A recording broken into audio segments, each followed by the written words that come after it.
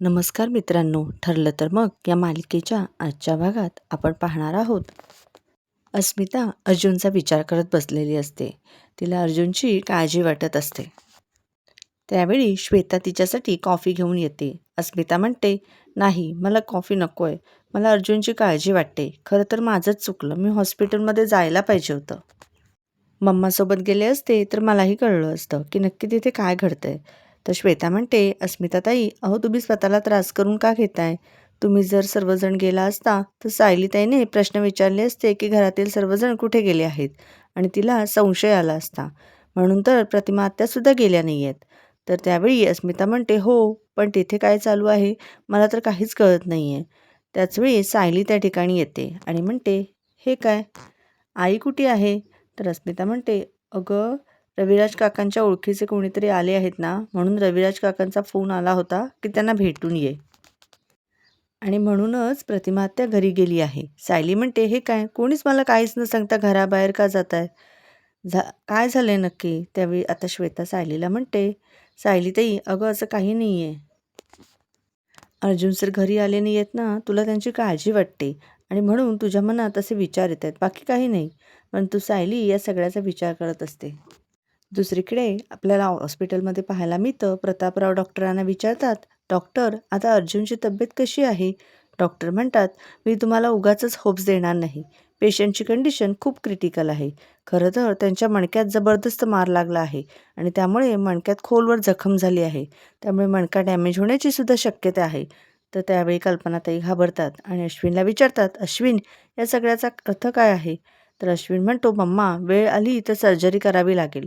तर प्रतापराव डॉक्टरांना म्हणतात, चालेल काही हरकत नाही, जी सर्जरी करावीशी वाटेल, ज्या गोष्टी ट्रीटमेंट आता योग्य वाटेल त्या तुम्ही करू शकता. तर त्यावेळी अश्विन डॉक्टरांना प्रश्न करत म्हणतो की डॉक्टर मला एक सांगा की आपण ही सर्जरी केल्यानंतर दादा रिकवर होईल ना, आणि ही सर्जरी किती कॉम्प्लिकेटेड असेल? तर त्यावेळी डॉक्टर अश्विनच्या प्रश्नाचे उत्तर देत म्हणतात, सर्जरी खूप कॉम्प्लिकेटेड आहे, पण मी बाकी तुम्हाला आता कोणतंच उत्तर देऊ शकत नाही, मी कोणतेच होप देऊ शकत नाही अशी. पण एक गोष्ट मी सांगतो की आमची पूर्ण टीम प्रयत्न करत राहणार. पण हे सगळं अर्जुनच्या बाबतीत ऐकल्यानंतर कल्पनाताई प्रतापराव पूर्णपणे घाबरून जातात. कल्पनाताई खूप रडत असतात. प्रतापराव त्यांना सावरतात. तर दुसरीकडे सुभेदारांच्या घरी आपल्याला पाहायला मिळतं, सायली आता अस्मिताच्या समोर येते. अस्मिताचा हात आपल्या डोक्यावर ठेवते आणि म्हणते, बोल अस्मिता, माझी शपथ घेऊन सांग, तू माझ्यापासून काही लपवत नाही आहेस ना? आता मात्र अस्मिता घाबरते. तिला काय करावं काहीच कळत नसतं. सायलीची खोटी शपथ तर ती घेऊ शकत नसते आणि खरंही सांगू शकत नसते. त्यामुळे अस्मिताला काय करावं काहीच कळत नाही. परंतु त्याचवेळी गोलूच्या रडण्याचा आवाज येतो आणि अस्मिता तीच संधी साधत असं म्हणते, स्मित रडतोय, मी आता येते असं म्हणत अस्मिता रूममध्ये निघून जाते. अस्मिता खूप घाबरलेली असते आणि सायलीचा जीव कासावीस होत असतो. नक्कीच काहीतरी घडतंय याची सायलीला लागलेली असते. ती खूप घाबरलेली असते. सायली श्वेताला म्हणते, श्वेता अगं तू तरी काहीतरी सांग. त्याचवेळी आता अस्मिताचा फोन येतो. अस्मिता घाईघाईत मोबाईल तिथेच ठेवून गेलेली असते. सायली पाहते तर अश्विनचा फोन असतो. आता सायली श्वेताला म्हणते, अगं अश्विन भाऊजी अस्मिताला फोन करतायत, जरा देऊन ये ना. तर श्वेता नाटकं करत म्हणते, अगं ताई ते गोलूला शांत करते ना, त्यामुळे तूच उचल ना, तोपर्यंत मी आलेच असं म्हणत श्वेता तिथून निघून जाते. सायली अस्मिताला आवाज देत असते. आता अस्मिता काही येत नाही म्हणून सायलीच अस्मिताचा फोन उचलते. तर अश्विनला वाटतं की अस्मिताने फोन उचलला आहे आणि म्हणूनच अश्विन अस्मिताताई असं म्हणत पुढे म्हणतो, अस्मिताताई मी जे काही सांगतोय ते नीट ऐक असं म्हणत अश्विन अस्मिताला म्हणतो, अस्मिताताई अगं दादाची कंडिशन खूप क्रिटिकल आहे. आता हे सगळं काही अस्मिताने नाही तर सायलीने ऐकलेलं असतं आणि हे ऐकल्यानंतर सायलीला धक्काच बसतो. तिच्या पायाखालची जमीन सरकते. ती पूर्णपणे घाबरून गेलेली असते. अश्विनला वाटतं हे सगळं काही अस्मिताच ऐकते. म्हणून अश्विन पुढे म्हणतो, इथे एक सर्जन डॉक्टर आले होते आणि ते खूप मोठे सर्जन आहेत आणि त्यांनीच दादाला चेक केला आहे आणि त्यावेळी ते म्हणालेत की दादाच्या मणक्याला खूप खोलवर जखम झाली आहे आणि त्यांचा मणका डॅमेज होण्याची सुद्धा शक्यता आहे. त्यामुळे दादाची सर्जरी करावी लागेल, पण त्यातही ती सर्जरी खूप क्रिटिकल आहे. आता हे सर्व ऐकून सायली पूर्णपणे घाबरून गेलेली असते. अश्विन पुढे म्हणतो, सर्जरी झाल्यानंतरही दादा बरा होईल की नाही याचं पुढे नक्की काय होईल या सगळ्याची डॉक्टर गॅरंटीसुद्धा देऊ शकत नाहीत असं ते म्हणतायत. आता मात्र सायलीला काय करावं काहीच कळत नसतं. कारण एवढी मोठी बातमी अचानकच तिच्या कानावर पडल्यामुळे ती पूर्णपणे कोलमडून गेलेली असते. आता हे सगळं बोलणं ती फक्त ऐकत असते. तर अश्विन पुढे म्हणतो, "अस्मिताताई, आपल्या दादाचा जीव धोक्यात आहे गं." आता हे ऐकल्यानंतर मात्र सायलीच्या हातातील मोबाईल खाली पडतो. कारण या सगळ्यामुळे सायली पूर्णपणे घाबरून गेलेली असते. ती पूर्णपणे शांत झालेली असते. कारण तिला अर्जुनच्या बाबतीत ही गोष्ट ऐकल्यानंतर सहनच होत नसतं. सायलीची ही अवस्था पाहून श्वेता मात्र खुश होते. इथे अश्विन अस्मितला विचारतो, "हॅलो अस्मिताताई, सायली वहिनी आहे का बाजूला?" "ओके, काही हरकत नाही. मी नंतर फोन करतो." परंतु अश्विनला ही गोष्ट माहीत नसते की हे सगळं बोलणं अस्मिताने नाही तर सायलीनेच ऐकलेलं असतं आणि त्यावेळी तिच्या हातातून तो मोबाईल खाली पडलेला असतो. या सगळ्या गोष्टी पाहून श्वेताला मात्र आनंद झालेला असतो. सायली घाबरत म्हणते, "नाही, असं नाही होऊ शकत. यांना काही होऊ शकत नाही." असं म्हणून सायली एक एक पाऊल मागे टाकत असते. आता मात्र श्वेताच्या लक्षात येतं की सायली आता खाली पडणार. परंतु त्यावेळी अस्मिता येते व श्वेताच्या लक्षात येतं त्यावेळी लगेच श्वेता सायलीला वाचवण्यासाठी पुढे येते. आणि आता सायलीला अस्मिता आणि श्वेता दोघेही वाचवतात. दोघेही सायलीला शांत बसवतात. अस्मिता विचारते, "काय झालंय सायली? तू का घाबरली आहेस?" सायली, "अगं काळजी घे ना स्वतःची. आता तू पडली असतेस ना. लक्ष कुठे आहे तुझं?" तर त्यावेळी सायली अस्मिताला म्हणते, "अस्मिता, यांना काही झालंय तर मी नाही जगू शकत. असं नाही होऊ शकत यांच्या बाबतीत. मी असं काही घडू देणार नाही." तर त्यावेळी आता अस्मिता श्वेताकडे पाहते. तर श्वेता म्हणते की "अश्विन दादांचा फोन आला होता तुमच्या फोनवर आणि तो सायलीताईंनी उचलला." आता मात्र अस्मिताच्या सगळ्याच गोष्टी लक्षात येतात. अस्मिता म्हणते, "सायली, आपल्या अर्जुनला काही होणार नाही आहे गं. आपण सगळ्यांनी पॉझिटिव्ह राहूया. आपला अर्जुन लवकर बरा होईल." आता सायली खूप रडत असते. अस्मिता तिला जवळ घेते, सावरते आणि म्हणते, "सायली, तू स्वतःला त्रास करून घेऊ नकोस. दादाला काही होणार नाही. दादा लवकरात लवकर बरा होणार आहे." असं म्हणत आता अस्मिता सायलीला सावरते. पण सायली मात्र पूर्ण घाबरून गेलेली असते. सायली अस्मिताला म्हणते, "नाही, यांना काही झालं तर मी ते सहन करू शकत नाही. खरं तर मी यांच्याशिवाय जगूच शकत नाही. मला नाही जगायचं आहे, मला नाही राहायचं आहे. मला आत्ताच्या आत्ता यांना हॉस्पिटलला बघायला जायचं आहे." सायली फक्त एकच बोलत असते. अस्मिता म्हणते, परंतु सायली हॉस्पिटलला जायला निघालेली असते. तिचा हात पकडते, तिच्यासमोर हात जोडते आणि म्हणते, "सायली, अगं या अवस्थेत प्लीज तू हॉस्पिटलला नको जाऊस. प्लीज माझं ऐक ना गं." तर त्यावेळी सायली अस्मितावर चिडते आणि अस्मिताला म्हणते, "अस्मिता, तू जर माझ्यासोबत नाही आलीस तरीसुद्धा मी हॉस्पिटलला जाणार." सायली आणि अस्मिताचं ऐकून घ्यायला तयार नसते. अस्मिता सायलीला सावरण्याचा, तिला समजावण्याचा प्रयत्न करते, पण सायलीचा हट्ट एकच असतो, "मला हॉस्पिटलला जायचं आहे." हॉस्पिटलमध्ये सर्वजण अर्जुनची काळजी करत बसलेले असतात. अर्जुनची अवस्था बघून सर्वांना खूप काळजी वाटत असते. अर्जुन अजूनही शुद्धीवर आलेला नसतो आणि त्याला खूप मार लागलेला असतो. त्यामुळे सगळ्यांनाच अर्जुनची खूप काळजी वाटत असते. सर्वजण एकमेकांना सावरत असतात. तर आता अश्विन सिस्टरना विचारतो की आता दादाची परिस्थिती कशी आहे. सिस्टर सगळे अपडेट अश्विनला देत असतात. इथे कल्पनाताईंना राहवत नसतं. ते सतत अर्जुनला पाहत असतात. अर्जुनवर ट्रीटमेंट चालू असते. डॉक्टर योग्य ते सगळी ट्रीटमेंट करत असतात. सगळे प्रयत्न सुरू असतात. परंतु अर्जुन अजूनपर्यंत शुद्धीवर आलेला नसतो. इथे अश्विन कल्पनाताईंना सावरतो आणि म्हणतो, "मम्मा, तू स्वतःला त्रास नको करून घेऊस. आपला दादा लवकर बरा होईल." त्याचवेळी प्रतिमा आत्या धावत पळत येतात. प्रतिमा आत्या कल्पनाताईंना सावरतात आणि त्यानंतर म्हणतात, "अस्मिता घरी वाट बघत असेल. अर्जुनची तिला खूप काळजी वाटत असेल. तिला फोन करून कळवायला हवं." तर प्रतापराव म्हणतात, "काही सांगणार तिला? काय कळवणार? अर्जुनची अशी अवस्था, आपण तिला काय सांगायचं?" अश्विन म्हणतो, "मी मगाशी अस्मिताताईला फोन केला होता. तिला मी सांगितलं आहे की दादाची कंडिशन खूप क्रिटिकल आहे. त्याच्या जीवाला धोका आहे." पण त्यावेळी ती काहीच बोलली नाही. तर प्रतिमा म्हणतात, "कदाचित तिच्या आजूबाजूला सायली असेल तेव्हा आणि सायलीच्या समोर अस्मिता काहीच बोलू शकणार नाही आणि म्हणूनच ती काही बोलली नसेल." अश्विन म्हणतो, "म्हणूनच तर पुढे काही मी बोललो नाही." तर कल्पनाताई म्हणतात, "मला तर सायलीची खूप काळजी वाटते आणि यातलं काहीच कळायला नको आणि जर कळालं तर ती स्वतःला नाही सावरू शकत आणि ती अर्जुनला या अवस्थेत नाही बघू शकणार." तर चैतन्य म्हणतो, "जर सायली बहिणीला कळालं तर तिची काय अवस्था होईल? हे सगळं काही ती सहन करू शकेल का? या सगळ्या गोष्टींचा विचार करूनसुद्धा मला खूप भीती वाटते." त्याचवेळी चैतन्याला इन्स्पेक्टर सावंत यांचा फोन आलेला असतो. चैतन्य इन्स्पेक्टर सावंत यांच्याशी बोलण्यासाठी बाहेर निघून जातो. तर दुसरीकडे सुभेदारांच्या घरी आपल्याला पाहायला मिळतं. अस्मिता सायलीला सावरत असते, तिला समजावण्याचा प्रयत्न करत असते आणि म्हणते, हे बघ सायली, तुला त्रास होईल म्हणून आम्ही तुला काही सांगितलं नाही आणि मम्मा आणि डॅड मला म्हणाले आहेत की तुझ्यासोबत घरीच थांबायचं आणि म्हणूनच मी हॉस्पिटलला नाही गेले. तर ते दोघे अर्जुनदादासोबत आहेत, तू नको काळजी करूस. त्यावेळी सायली म्हणते, आणि आई पण तिथेच गेली आहे ना? तर अस्मिता म्हणते, हो, प्रतिमा आत्यासुद्धा तिथेच गेले आहेत. तर सायली म्हणते, एवढं सगळं घडलं आणि हे सगळं तुम्ही माझ्यापासून मुद्दाम लपवून ठेवलंत, हो ना? सायली म्हणते, अशा अवस्थेत माझ्यापासून एवढी मोठी गोष्ट तुम्ही कशी काय लपवून शकता? असं कसं वागू शकता तुम्ही सर्वजण माझ्यासोबत? सायली आपले अश्रू पुसते आणि म्हणते, ते काही नाही. आता मी हॉस्पिटलला जाणार, मला यांना बघायचं आहे. आता अस्मिता आणि श्वेता सायलीला थांबवण्याचा प्रयत्न करतात. श्वेता नाटकं करत म्हणते, सायलीताई, अर्जुनदादाची अवस्था तुला नाही पाहणार. त्यामुळे प्लीज तू जाऊ नकोस. हे तुझ्या बाळासाठी आणि तुझ्यासाठी चांगलं नसेल. प्लीज. आता अस्मितासुद्धा सायलीला थांबवण्याचा प्रयत्न करते. तर सायली अस्मिताला म्हणते, हे बघ, प्लीज मला थांबवण्याचा प्रयत्न करू नकोस. अस्मिता म्हणते, सायली प्लीज थांब ना. सायली म्हणते, मी नाही थांबू शकत. प्लीज मला जाऊ दे. अस्मिता असं म्हणत सायली आता एकटीच हॉस्पिटलला जायला निघालेली असते. अस्मिता श्वेताला म्हणते, श्वेता, तू स्मित आणि गौरीकडे लक्ष दे. मी सायलीसोबत जाते. असं म्हणत अस्मिता धावत पळत सायलीसोबत निघालेली असते. इथे श्वेता खुश असते. या सगळ्याचा आपल्याला किती वाईट वाटलं हे दाखवण्याचा प्रयत्न करत असते. पण आताच्या वेळी सायलीची ती अवस्था पाहते त्यावेळी श्वेताला खूप आनंद झालेला असतो.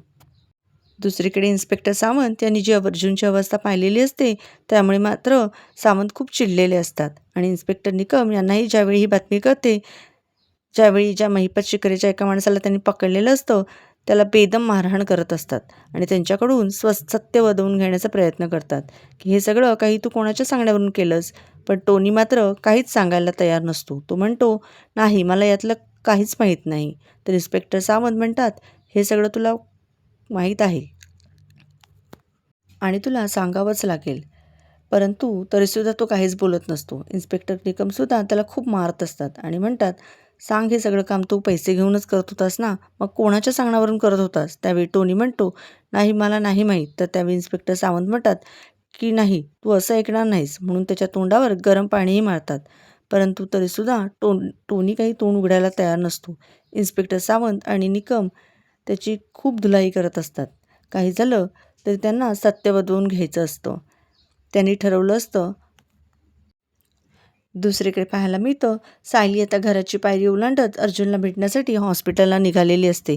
प्रत्येक पायरी उतरत असताना तिला अर्जुनच्या आठवणी असतात. अर्जुनची आणि तिची भेट, त्यानंतर अर्जुन आणि सायलीचं झालेलं लग्न, हे क्षण तिच्या डोळ्यासमोर जात असतात. सायलीला अर्जुनसोबत घालवलेले क्षण आठवत असतात. सायलीला तिच्या डोहाळजेवणीच्या दिवशीचे क्षणही आठवू लागतात. या सगळ्या गोष्टी आठवत ती आता हॉस्पिटलला निघालेली असते. आता अस्मिता बाहेर येते तर सायली काही भानावर नसते. ती तशीच हॉस्पिटलला निघालेली असते. अस्मिताला खूप भीती वाटत असते. तिला सायलीची काळजी वाटत असते. ती पाहते तर सायली अनवाणीच निघालेली असते.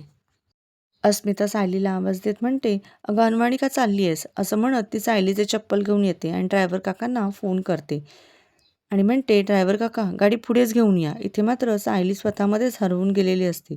तिला अर्जुनची काळजी वाटत असते आणि त्याच काळजीत ती तशीच निघालेली असते. स्मिता सायलीला म्हणते, सायली, अगं थांब, तुझ्या पायात चप्पलही नाही आहे. तू अगोदर ही चप्पल घालून घे. अस्मिता सायलीला थांबवते आणि म्हणते, सायली थांब, तुला हॉस्पिटलला जायचं आहे ना? आपण जाऊयात. आपण जातोय. पण तू अनवाणी चालू नकोस. तू अगोदर चप्पल घाल बरं. असं म्हणत अस्मिता सायलीला चप्पल घालायला देते. परंतु चप्पल घालण्याइतपतसुद्धा सायलीला शुद्ध नसते. ती अर्जुनच्या काळजीत पूर्ण हरवून गेलेली असते. तिला काहीच दिसत नसतं. समोर फक्त त्याच गोष्टींचा विचार करत असते. आता कसंबसं अस्मिता तिला चप्पल घालून देते. त्यानंतर दोघेही हॉस्पिटलला जायला निघालेले असतात. तर दुसरीकडे पाहायला मिळतं, मानसीला आता पोलीस स्टेशनला आणलेलं असतं आणि त्यावेळी पोलिसांची संपूर्ण टीम मानसीची अगदी व्यवस्थित काळजी घेत असतात. तिला सावरण्याचा प्रयत्न करत असतात. आता मानसीला सावरत म्हटलं जातं की मानसी बाळा, आता काळजी करू नकोस. इथे तुला कोणीही त्रास देणार नाही. फक्त मी तुला जे काही प्रश्न विचारणार त्याची तू उत्तरं देशील. आता मानसी त्या मॅडमकडे पाहते.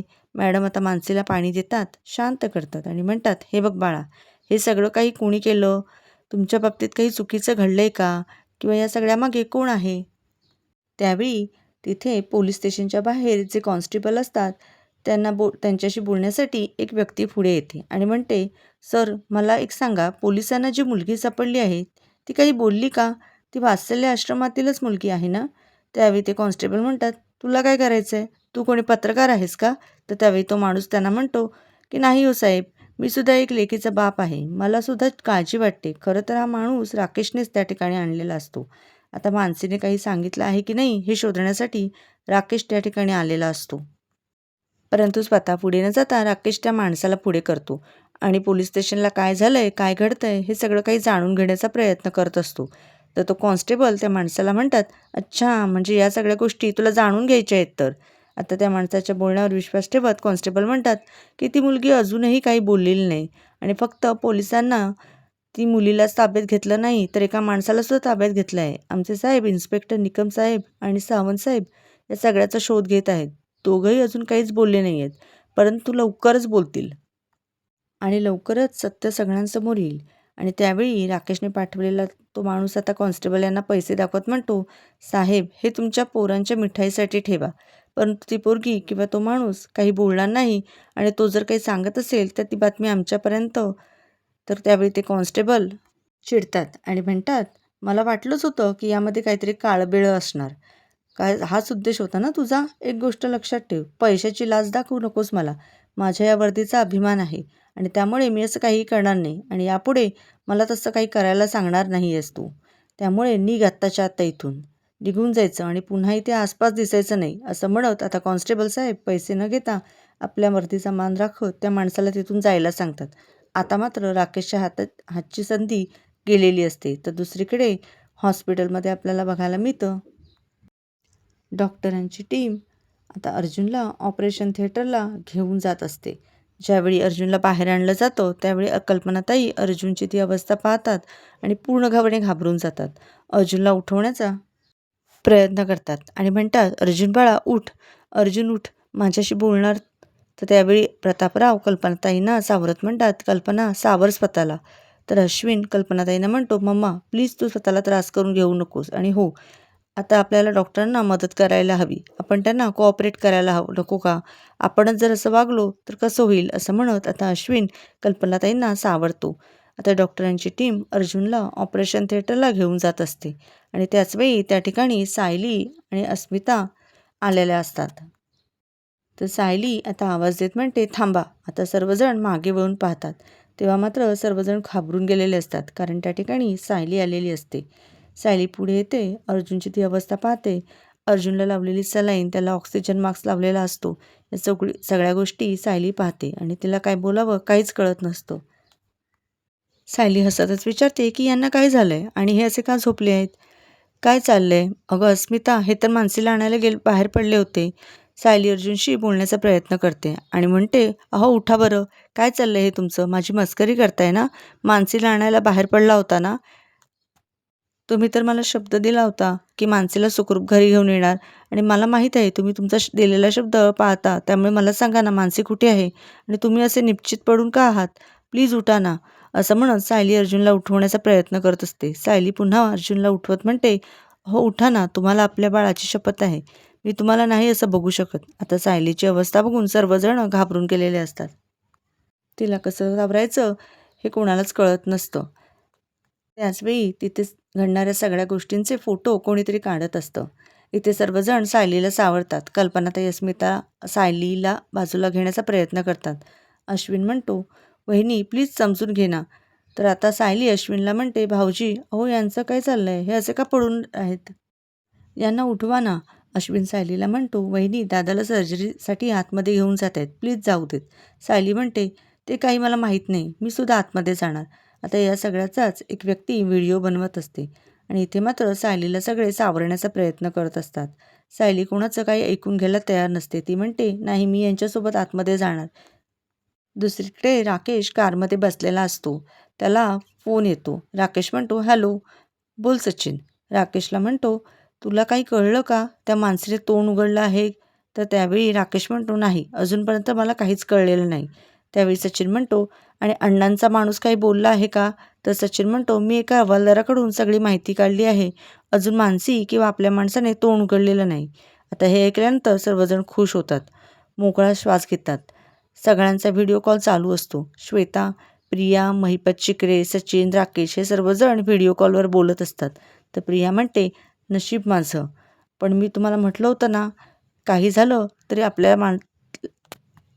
आपल्या माणसाला गाठा आणि त्याला सांगा की काही झालं तरी तोंड उघडायचं नाही. त्या मानसीला भेटा आणि त्यावेळी तिला सांगा, आम्ही जसं सांगतोय तसंच तुला बोलावं लागेल.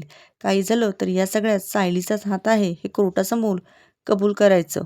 हीच साक्ष तुला कोर्टात द्यायची आहे. राकेश, मला सांग, हे काम झालं आहे की नाही? राकेश काहीच बोलत नाही. महिपत शिकरे म्हणतात, अरे बोल ना. पण राकेशला काय बोलावं काहीच कळत नसतं. त्यावेळी प्रिया म्हणते, म्हणजे अजूनही डोक्यावर टांगती तलवार आहे तर, म्हणजे हे कामसुद्धा तुला जमलेलं नाही. प्रिया चिडते आणि म्हणते, ते दोघेही कोणत्याही क्षणी सत्य सांगू शकतात, आपल्याला दगा देऊ शकतात, आणि तू असा गप्प बसणार आहेस का? राकेश म्हणतो, नाही, मी गप्प बसलो नाहीये, माझे प्रयत्न सुरूच आहेत. या पोलीस स्टेशनच्या जवळच एक चहाची टपरी आहे. त्या माणसाला मी गाठलं आहे. त्याला थोडे पैसे दिलेत आणि त्याच्याकडे मी चिठ्ठी दिली आहे आणि त्याला सांगितलं आहे की ही चिठ्ठी आपल्या माणसापर्यंत आणि माणसेपर्यंत पोहोचवायची आहे. एकदा काय ती चिठ्ठी तिथपर्यंत पोहोचली की मग आपलं काम झालंच म्हणून समजायचं. तर महिपत शिकरे म्हणतात, नक्की ना रे, की ती सुद्धा इथे माती खाल्ली आहेस? तर राकेश म्हणतो, अण्णा, अहो असं काही नाही आहे. माझे प्रयत्न सुरूच आहेत. एका हवालदाराला पैसे देण्याचा प्रयत्न केला होता, तर तो जास्तच इमानदार निघाला. तर महिपत शिकरे म्हणतात, पोलीस हे इमानदारच असतात. आपल्याला ते 1-2 नग मिळाले होते, ज्यांनी आपला फायदा करून दिला. कळलं का? हॉस्पिटलमध्ये प्रतापराव म्हणतात, ही लढाई अर्जुन एकटाच लढला आहे तर? चैतन्य म्हणतो की हो, त्याने जीवाची बाजी लावून मानसीला जीव वाचवला. तर त्यावेळी आता सायली चैतन्याला विचारते की आता मानसी कशी आहे? तर चैतन्य म्हणतो, ती आता ठीक आहे आणि ती आता पोलिसांच्या ताब्यात आहे. तर डॉक्टर ऑपरेशन थिएटरमधून बाहेर येतात. आता सायली आपला हात सोडवते आणि म्हणते, डॉक्टर, मी तुमच्यासमोर हात जोडते, पण माझ्या नवऱ्याला वाचवा. त्यावेळी डॉक्टर म्हणतात, हे बघा, आमचे प्रयत्न सुरू आहेत. आम्ही पूर्ण प्रयत्न करत आहोत, पण बाकी सगळं काही देवाच्या हातात आहे. आता येणाऱ्या पुढील भागामध्ये आपल्याला पाहायला मिळतं, सायली कल्पनाताईंना म्हणते, माझ्या हातून कुंकवाचा करंटा पडला, याची शिक्षा यांना मिळत असेल का? तर आता सायली हॉस्पिटलमध्ये असणाऱ्या गणपती बाप्पाच्या मूर्तीकडे येते आणि म्हणू लागते की हे सगळं काही देवा. तिथे असणाऱ्या देवी आईच्या मूर्तीसमोर सायली प्रश्न करते. सायली म्हणते, देवी आई, सतत माझ्या प्रेमाला परीक्षा का द्यावी लागते? देवी आई, तुला यांना बरं करावंच लागेल आणि जोपर्यंत हे बरे होत नाही तोपर्यंत मी तुझ्यावर कुंकवाचा अभिषेक करतच राहणार. असं म्हणत सायली आता देवी आईवर कुंकवाचा अभिषेक करत असते. तर दुसरीकडे कल्पनाताई आणि प्रतिमा आत्या सुद्धा तिथे येऊन देवीसमोर हात जोडतात. इथे अर्जुनवर सर्जरी सुरू असते. डॉक्टर अथक प्रयत्नाने अर्जुनला वाचवण्याचा प्रयत्न करत असतात. तर आता डॉक्टरांच्या प्रयत्नांना यश येईल का? सायलीची प्रार्थना देवी आईपर्यंत पोहोचेल का? हे पाहणं अतिशय मनोरंजक होणार आहे. तर मित्रांनो, मालिकेचे असेच नवनवीन अपडेट जाणून घेण्यासाठी चॅनलला सबस्क्राईब करा आणि आजचा भाग आवडला असल्यास एक लाईक करायला विसरू नका. Bye bye.